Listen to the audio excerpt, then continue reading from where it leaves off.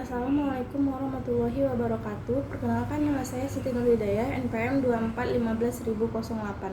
Di video kali ini saya akan menjelaskan tentang akuntansi UMKM yang bergerak di usaha grosiran. UMKM yang saya ambil adalah toko grosir sembako dua saudara. Usaha tersebut adalah usaha jenis perdagangan sembako. Usaha tersebut sudah berjalan sejak tahun 2018, kurang lebih 8 tahun berjalan.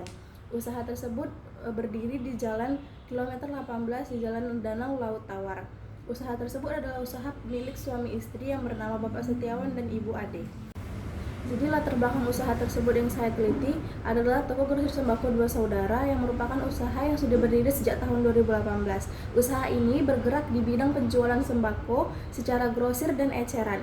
Produk yang dijual meliputi beras, minyak goreng, gula, tepung, mie instan, rokok, pampers anak, jajanan dalam bentuk rencengan, dan minuman-minuman instan atau kebutuhan primer lainnya.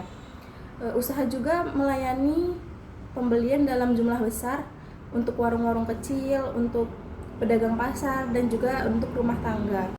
Usaha tersebut memiliki omset per bulan yang dikirakan kurang lebih 70-75 juta dan omset per tahunnya kurang lebih 850 juta. Usaha tersebut memiliki 3-4 karyawan. Sistem penjualannya itu bisa melalui tunai dan kredit untuk pelanggan-pelanggan tetap.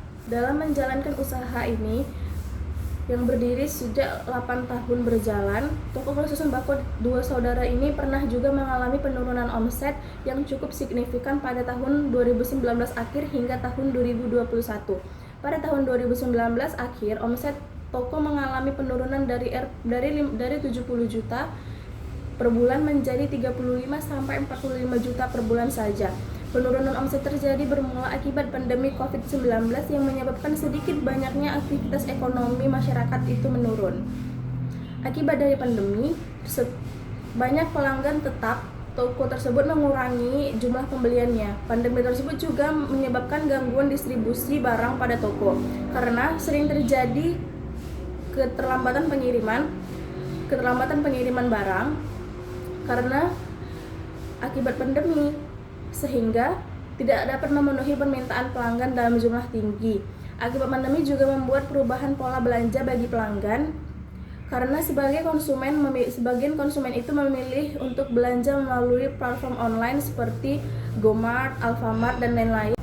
Setelah terjadinya penurunan omset pada tahun 2019 akhir hingga tahun 2021, pemulihan omset pun terjadi pada tahun 2022 sampai tahun 2023. Omset mulai kembali meningkat hingga mencapai sekitar 70 juta seperti omset awal per bulannya, seiring dengan membaiknya kondisi ekonomi dan meningkatnya aktivitas perdagangan para pelanggan tetap yang membuat omset toko tersebut mengalami pemulihan yang cukup baik.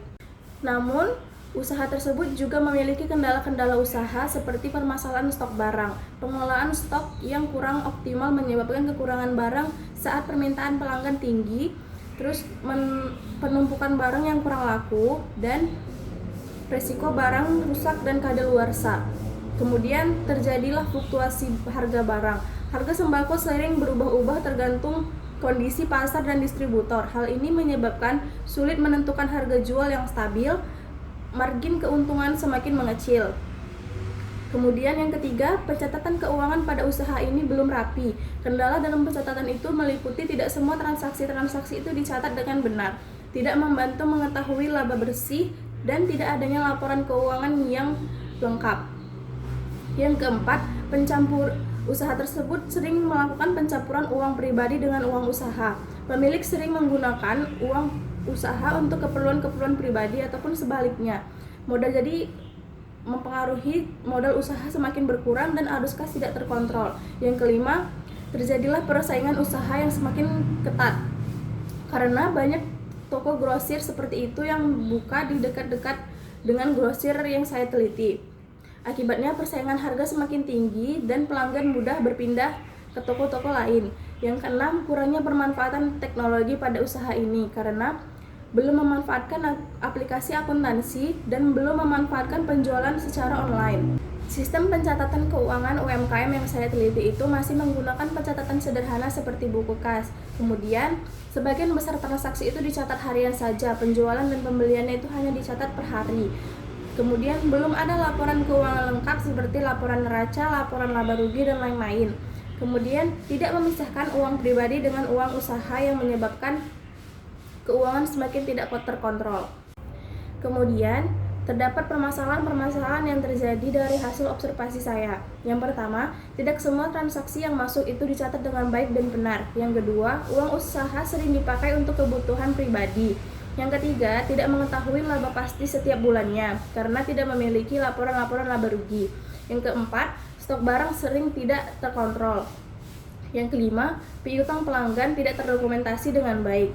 Kemudian, terdapat juga masalah pencatatan keuangan dalam UMKM ini. Yang pertama, tidak memiliki laporan keuangan. UMKM tidak menyusun laporan keuangan seperti laporan laba rugi, neraca, arus kas, sehingga tidak mengetahui kondisi keuangan usaha dan sulit mengambil keputusan bisnis. Yang kedua, tidak ada pencatatan hutang dan piutang yang jelas. Beberapa pelanggan membeli secara kredit tetapi tidak dicatat secara rinci. Akibatnya, piutang sulit ditagih dan potensi kerugian semakin meningkat. Yang ketiga, tidak memisahkan uang pribadi dan uang usaha. Pemilik sering menggunakan uang usaha untuk kebutuhan-kebutuhan pribadi tanpa pencatatan. Akibatnya, tidak diketahui jumlah keuntungan sebenarnya, dan modal usaha bisa berkurang tanpa disadari. Dari permasalahan-permasalahan yang sudah terjadi, solusi yang dapat diberikan adalah yang pertama, untuk penerapan sistem pencatatan keuangan yang kurang disiplin tersebut, untuk mencegah kesalahan pencatatannya, kita harus mencatat semua transaksi harian seperti penjualan dan pembelian tanpa kecuali menggunakan aplikasi akuntansi sederhana seperti Excel, buku kas, dan lain-lain, dan menutup buku kas setiap hari. Yang kedua, memisahkan keuangan pribadi dan uang usaha.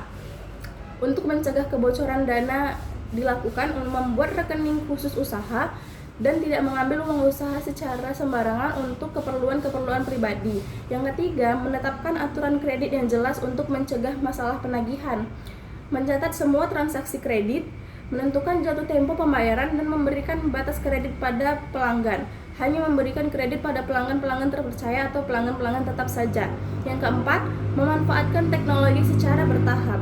Untuk mencegah ketinggalan tren juga, menggunakan WhatsApp Business atau pemesanan atau platform lainnya agar pemesanan lebih mudah, dan mencatat transaksi-transaksi tersebut secara digital atau menggunakan aplikasi-aplikasi akuntansi yang sudah tersedia. Sekian hasil penjelasan saya untuk akuntansi UMKM yang bergerak di usaha grosiran. Assalamualaikum warahmatullahi wabarakatuh.